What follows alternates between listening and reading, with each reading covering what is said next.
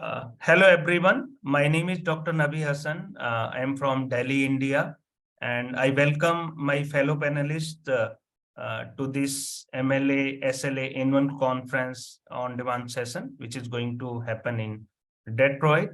And with me are Nastasha and Arnetta, and they will be sharing their thoughts in this session on equity and leadership in specialized library. So I would like to invite Arnetta with her interesting topic, and I hope you would enjoy her talk. Thank you very much. Over to you, Arnetta.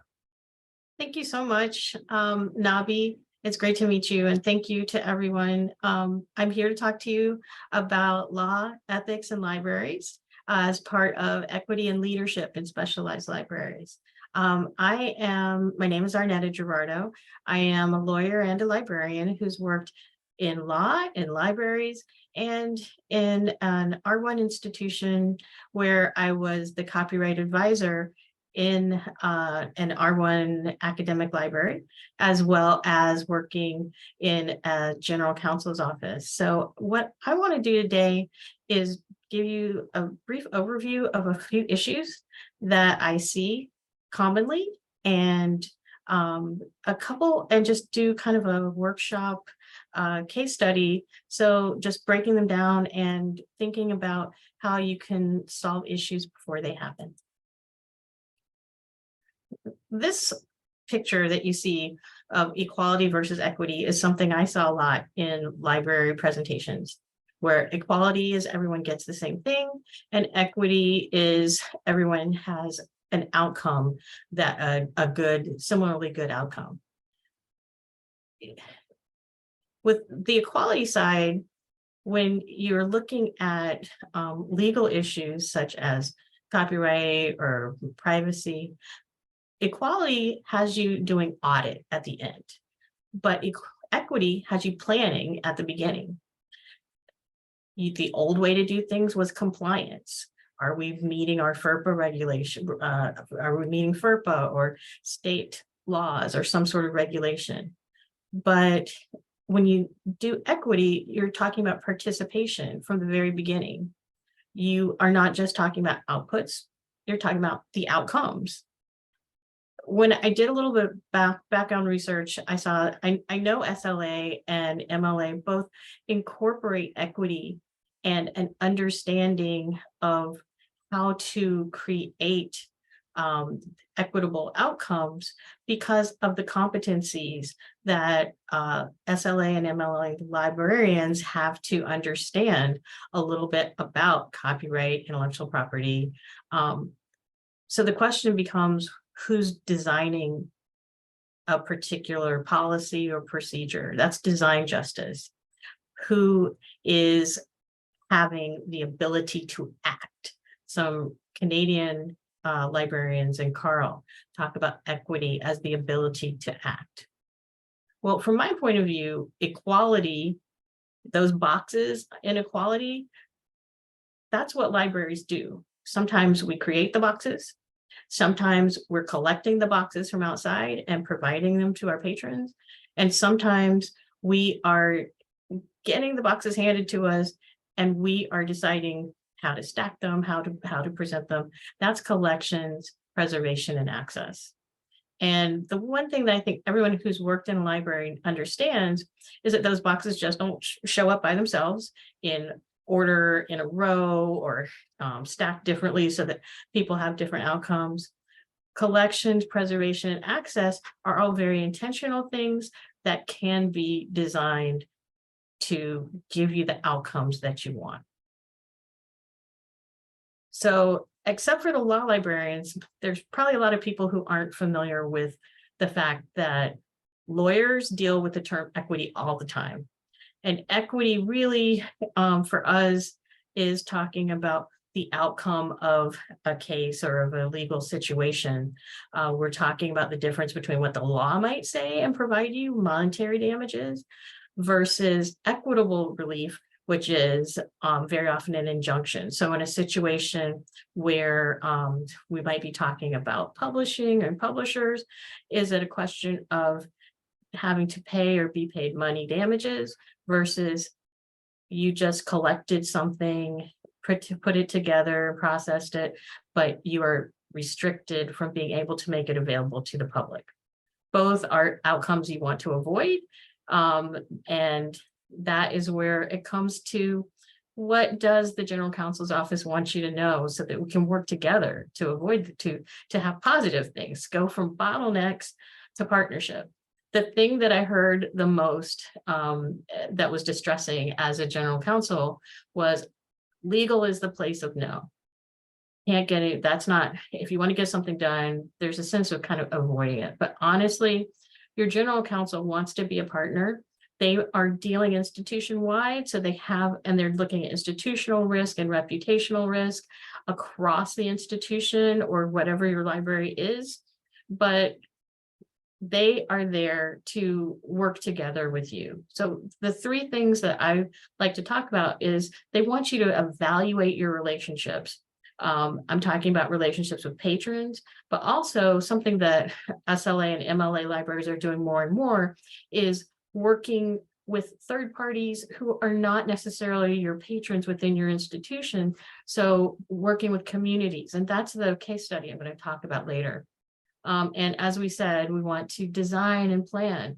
And one way to do that is to create templates with your general counsel, who was going to have the say-so over it at the end. So create templates for the MOUs that you're signing, create templates for releases that you're signing that get the outcome that you want. And as I alluded to earlier, some of the common issues that I've worked with are copyright. So the ownership, are we talking works for hire, or are we talking things that maybe aren't even owned anymore because the laws are changing? Rights and licensing and permissions, which is something that libraries have tended to to focus on.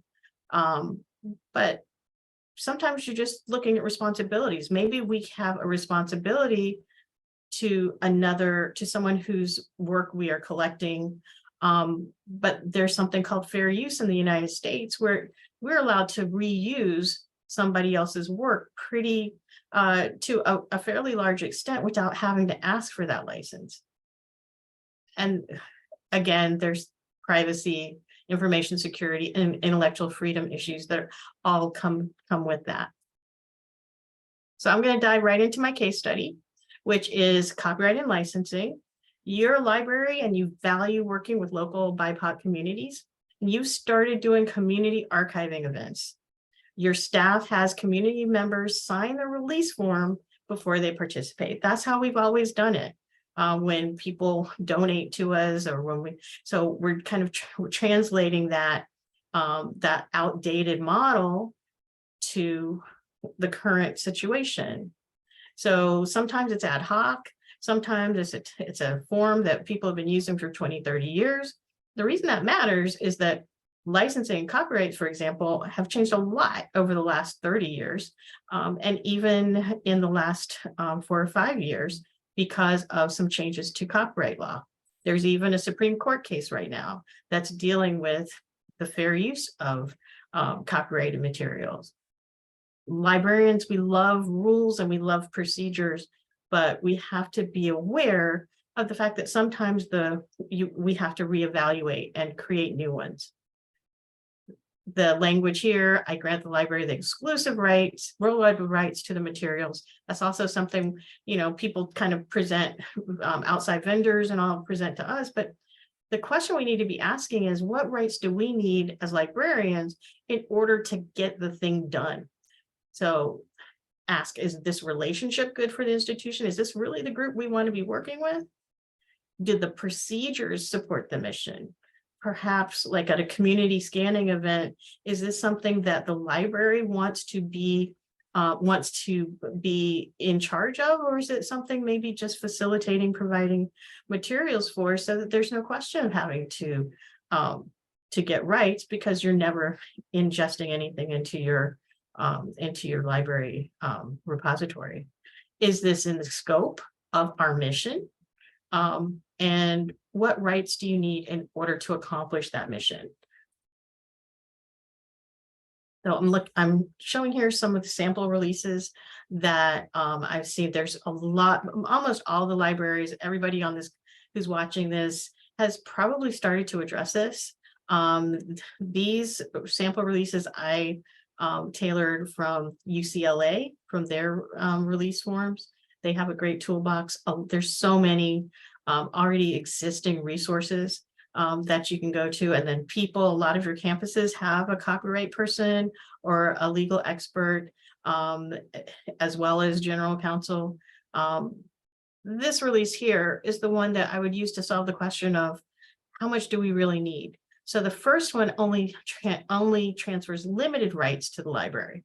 And it grants a non-exclusive worldwide rights to digitize, republish, exhibit, and use the materials. That's what we do. That's all. Someone has decided that's all we really need, right, for our project, further our mission. And then it says specifically that furthers the educational, research, and public service purposes of the library or its successors. You never know what's going to happen, so you have that little catch-all. On the other hand, you might want to just transfer no rights. This is one from oral histories. The person's going to retain all of their copyrights, but it's clear right in that release that there's no limitation to fair use rights that I alluded to earlier. That's something, so going forward, you don't have to go back to the person to reuse the thing that you are archiving. And then finally, you could have no rights transferred to anybody. No rights retained by anybody or transferred to anybody by dedicating it to the public domain. And now there's something called Creative Commons labels, which makes it easy for patrons and users and everybody else to understand what the owner wants us to do with their whatever we are working with them on. I'm going to switch really briefly from that to third-party privacy in a vendor contract. Although not everybody works with vendor contracts, if you do, you are probably seeing this right now in libraries, where the customer accepts responsibility for acts or omissions of third-party users and agrees to enforce them. That's one that I definitely in the past had subject matter experts come to me and say, I see this. We are not going to be allowed to proceed without signing this. And that's where you want to proactively have a conversation with your counsel. So hopefully you'll never see it, because you want to come up with a template contract of your own that you are handing to vendors, and then you don't have to deal with this.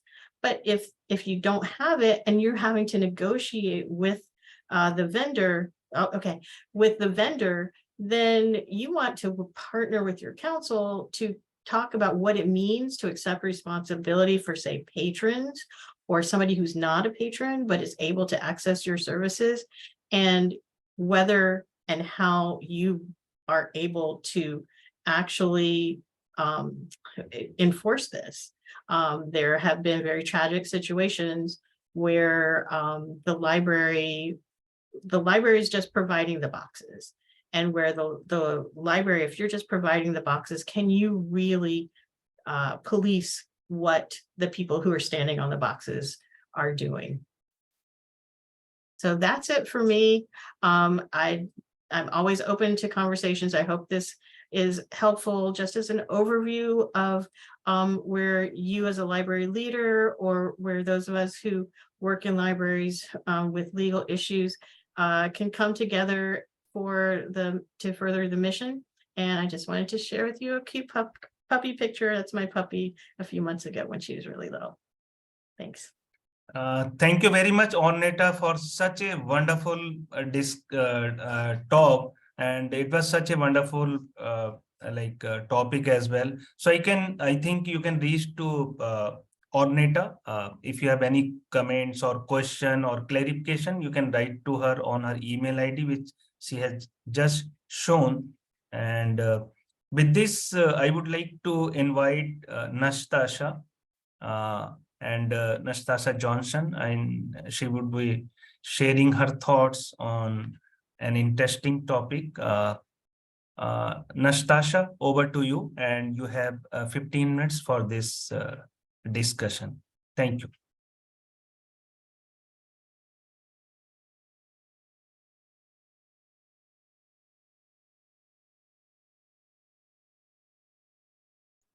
Please let me know what you see.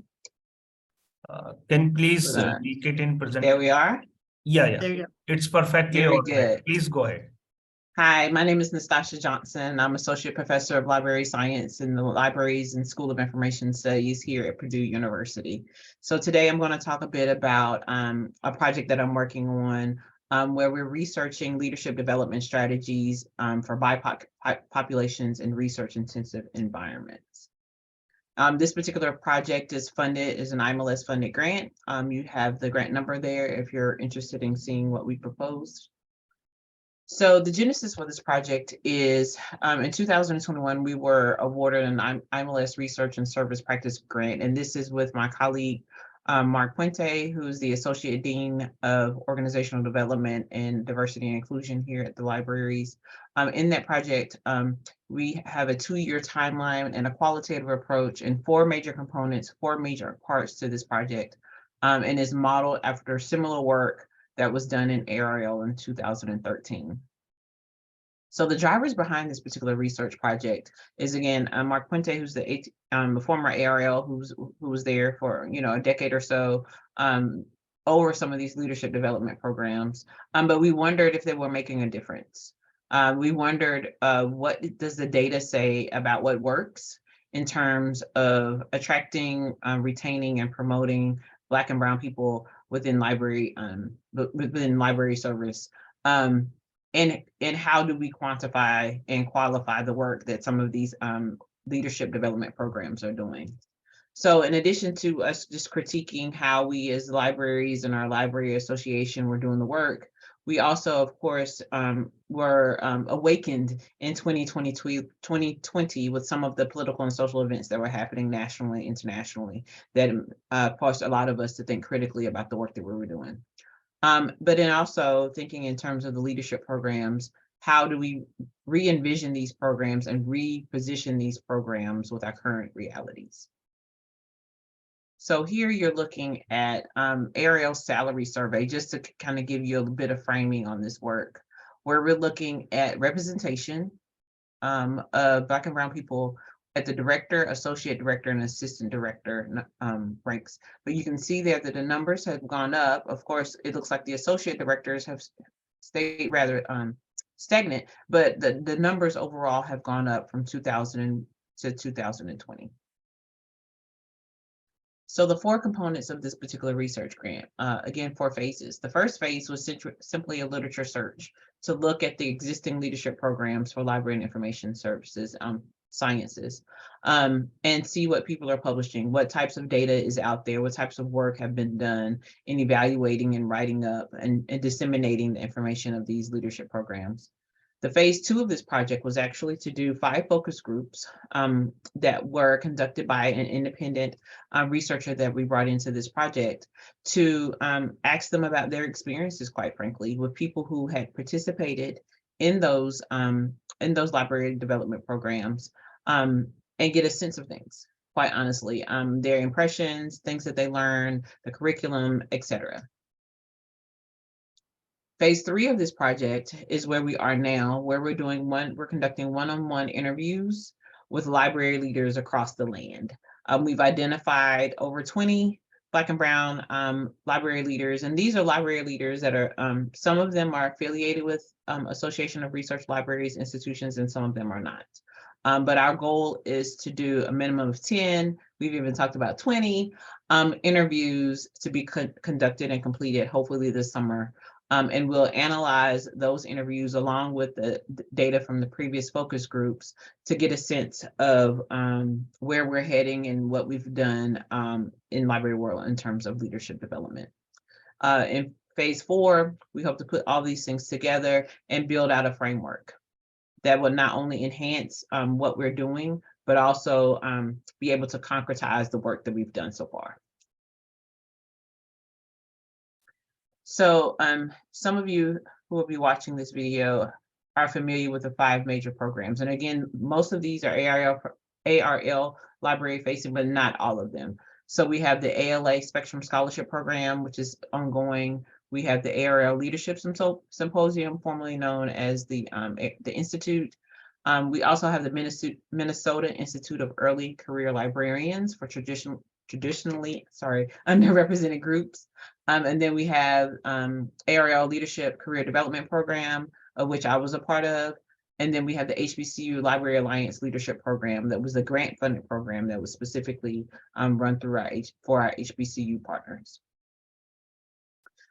So the next few slides, I'm going to give you a little framing and what are some of the things that we found in the literature, as well as some of the things that we found in our focus groups. So first, very little scholarship on BIPOC focused leadership programs. That's within libraries and outside of libraries, which makes sense. Some of these things are practice-based and not necessarily scholarship or literature focused or theoretically framed. So there's not a lot of scholarship out there in terms of BIPOC focused leadership programs. However, we did run across one particular book, which we consider to be germane to this conversation, and that was published by Irene Harold in 2015. And that includes chapters on most of the programs in library information studies. We also were introduced to Training the 21st Century Library Leader, which was a review of library leadership training that has already been done. But this particular work is different from our work in that it's not necessarily looking at the experiences of the Black and Brown people, and specifically the Black and Brown people. And then we have the Apollo white paper, Path to Leadership. And again, that is AAPI facing library leadership program conversation, but again, not necessarily the totality of Black and Brown people. And then again, outside of LIS, again, very little published literature. But we, in the process of thinking through this project, we were thinking about some of our partners outside of libraries who are doing the work. And again, this, for example, we have the Next Leadership Fellowship, we have EDUCAUSE and others who are sponsoring that work. There's BIPOC facing programs within APA, as well as the National Education Association has the Minority Leadership Training Program. We started digging into websites because we weren't finding articles. So where were people sharing out some of this information about some of these programs? And we did run across, again, one of the NEA websites that was helpful. So we began collecting granular data with respect to the content, and we just found that this simply wasn't a lot out there. We also, when we embarked on this work, we were quite interested in the curricular portion of these leadership programs. That is, what exactly are they talking about in these leadership programs? What exactly, what theories are being shared? What change management ways of being are being shared? So there's lots of things that we were looking for, and we just simply weren't able to find them. But over the course of this project, we also understood that there were some shifts that happened in library land, whether it be the changing of the priorities of the sponsoring organizations, the changing personnel, right? Are we talking about institutional knowledge versus not having that institutional knowledge? And then also changes in the way that we approach the work. So even though we weren't able to find a lot of literature, we were able to see that the programs themselves had evolved over time. So some common design elements to this work is we find that most of the programs are cohort-based, cohort model, where you have a group of people that go through an experience together.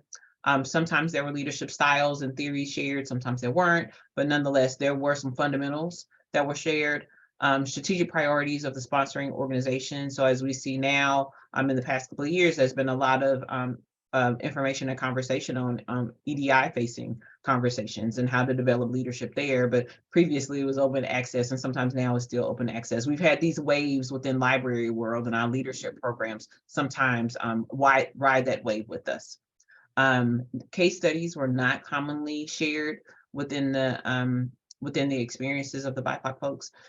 Views of the profession through a critical lens. So that is the ability to critique the profession in ways that we could folks who participate can enhance the profession. So there was some of that, but not as much as one would think.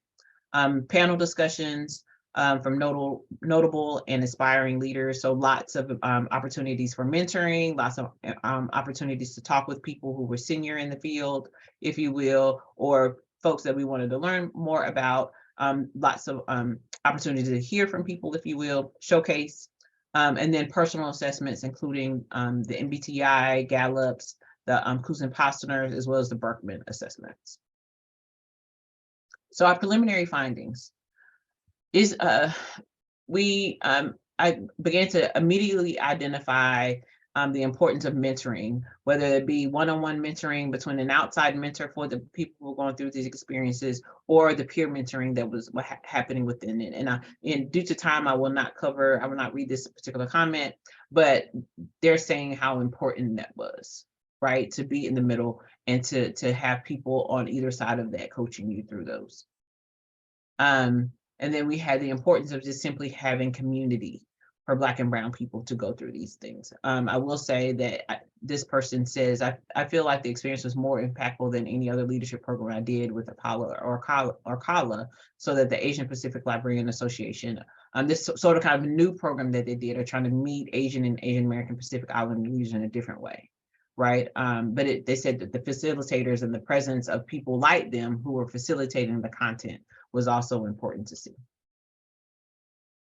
In the programs, we have a leadership on a continuum. And one of the things that we found for some of the people that participated in our program was just simply the ability to see themselves grow in the profession and opportunities to grow along the way, and having conversations about that with folks within their cohort or within their particular circle of experience.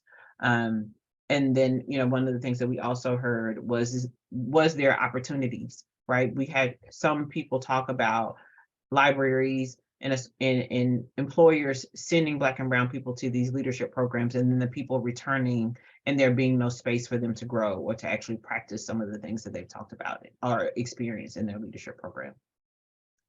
So the summary of the project: literature review, focus groups.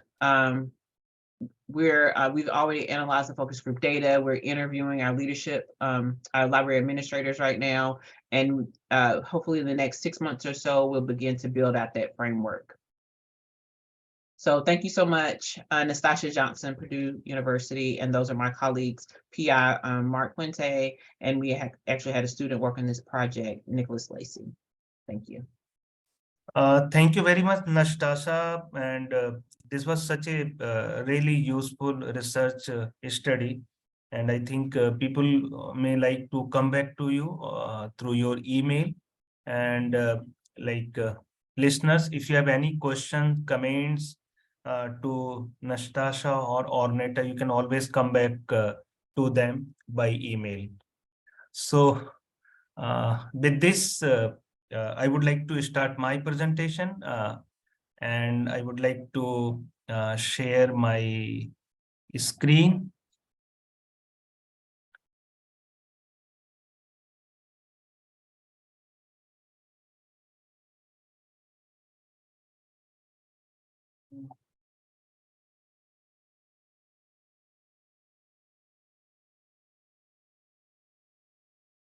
Okay.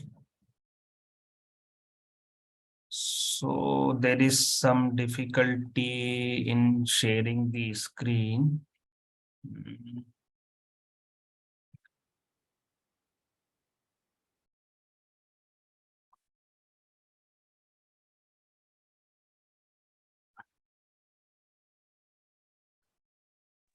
Nabi, I got you.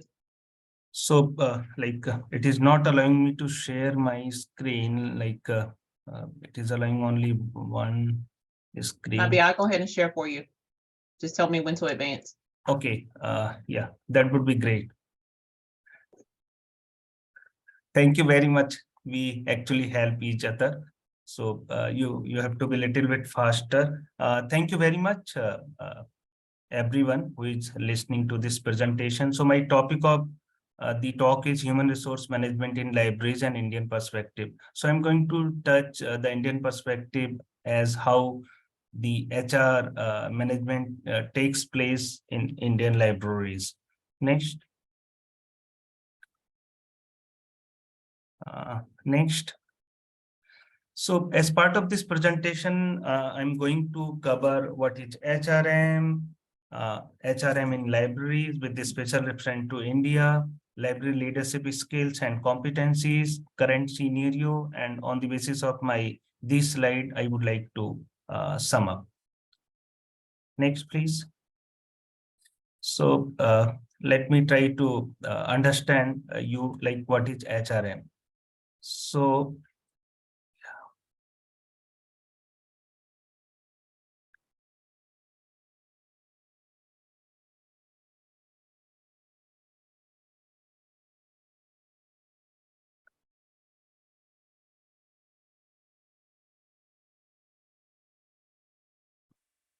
I'm not able to see these slides.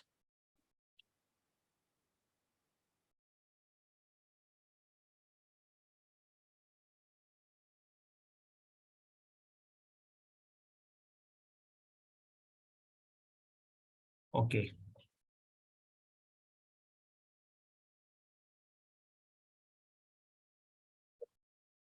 Yeah.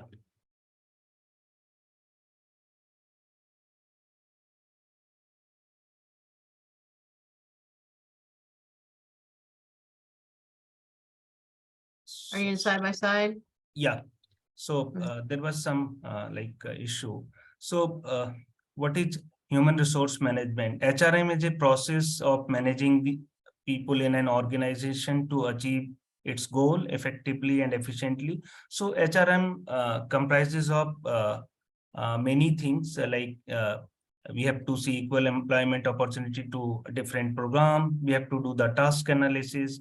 We have to do the HR planning. We have to see the employee recruitment, selection and orientation process. And we have to see the discipline, control, evaluation and personnel function as well. And we have to plan other things and we have to schedule other things as well. Next. So now I would like to give emphasis on Indian perspective of HR management. Next. So as you can see on my screen, the basic purpose of HRM in the library is to add quality library professionals, creation of knowledge base, and of course, to contribute to organizational excellence as well. Next. So as far as HRM in library is concerned, there are many steps and personnel planning policy and staffing, how the selection, recruitment, training and development takes place. Then we have to classify the library personnel. We have to see the staff manual, and in many cases we have to do the outsourcing as well. Next. So as far as South Asia or Indian system of staff structure is concerned, like a big library is headed by a director library, or you can say university librarian or chief librarian. Then there are large or unit libraries. For example, there could be a engineering library, there could be a social sciences library, there could be a arts library in a bigger institution. And in the same way, there are different sections as you might have seen in US as well, like collection development or computer applications or maintenance and administration. And then each unit in the library is headed by a assistant university librarian or same level officer. And then further units are managed by the lower staff. So the staff structure varies from library to library, keeping in view the type of library, size of the library, objectives of the parent organization, availability of funds, and other related factors. Next. So when we are thinking to select the good people for the library, we are considering many aspects. For example, the background information of the candidate, what are the different references, Then we are trying to do some physical ability test. We are also trying to do some performance tests or skill test, and finally the interview. So on the basis of all these criteria, we are selecting the a good library personnel. Next. So in this part of the world, there is a library advisory committee or advisory committee for the library, which takes care of many HR related aspects of the library. In fact, in most of the cases, the university librarian of a system report to the chairperson of the library committee. So in the interest of the time, I may be not covering all the content, but this PPT has already been uploaded on the portal. So you can download this PPT and you can further explore the contents of the PPT. Next. So as you can see in this slide that now the services in the library are technology driven. It is believed through one survey that 80% of the services of the library are influenced by information technology applications, and only about 20% services are, you can say, purely traditional librarianship. Next. So in this way, I think we need to understand the library leadership skills and competencies. So if you want to become a good librarian, if you want to deliver for your system, I think you need to understand different type of library leadership skills or competencies that one should possess. Next, Nastasha. So these are some of the essential quality for a library leader. If you want to become a very successful leader, library leader, I think you should possess some of these qualities, like you should be a good human being with a positive attitude, honesty, and belief in good moral practices.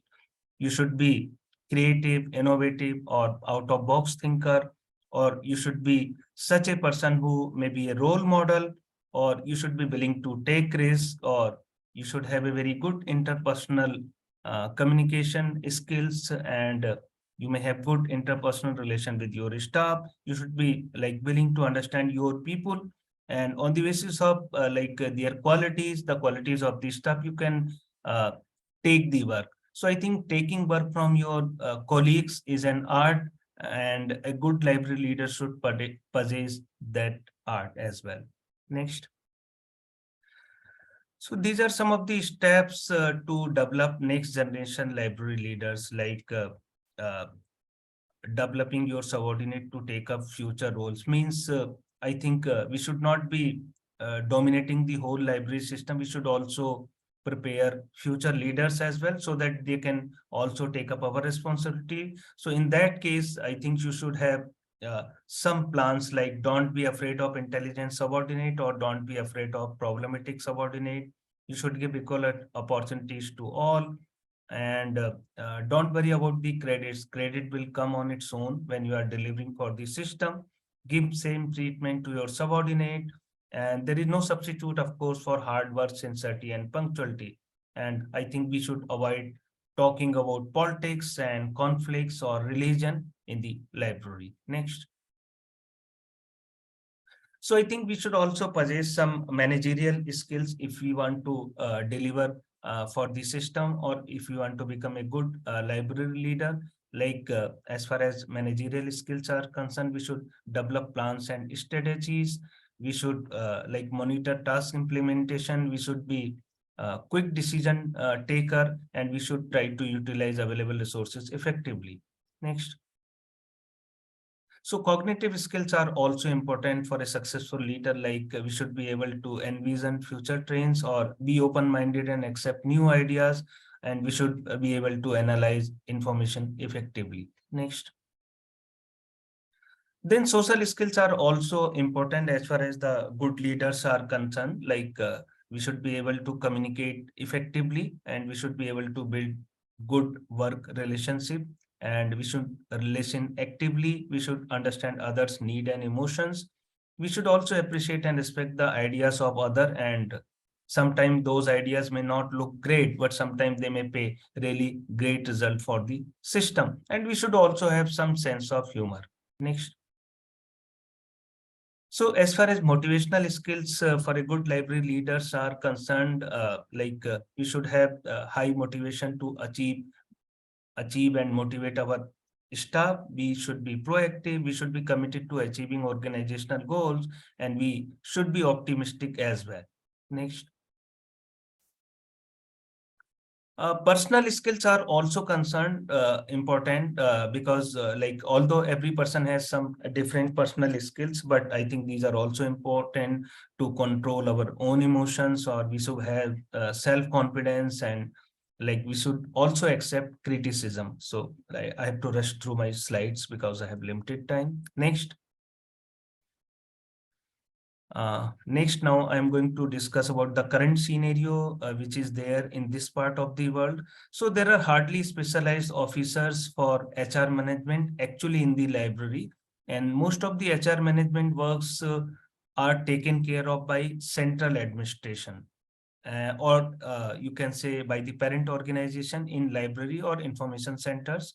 The library administrative department deal with personnel mostly with reference to salary, allowances, discipline, or training, or maybe for deputing them for research support services and other outreach program. And beside various compulsions like ICT applications, fund crunch, volume and variety of information, increasing demand for information and emphasis on quality, etc., driving libraries and information centers to restructure their management strategies for human resource planning and development is important. Next. So I would like to sum up. Next. So with this, I would like to sum up that SRM is a critical function in specialized libraries in India, as it plays a key role in attracting and retaining skilled staff, promoting diversity and inclusion, and creating a positive work culture. Effective HRM practices can help specialized libraries to optimize their resources, services, and goals as well. However, HRM also has some issues in present day situation in this part of the world, whether it is South Asia or India. And finally, it can be said that effective HRM is essential for the success of specialized libraries in India. By prioritizing HRM and implementing strategies to optimize their resources, specialized libraries can create a more productive, innovative, and engaged workforce, which can contribute to the success of their organization. Next. So with this, I would like to thank the SLA and Lee for giving us the opportunity to deliver in this panel. And you can reach to me at hasan@library.iitd.ac.in. I am from Delhi, India. And thank you very much.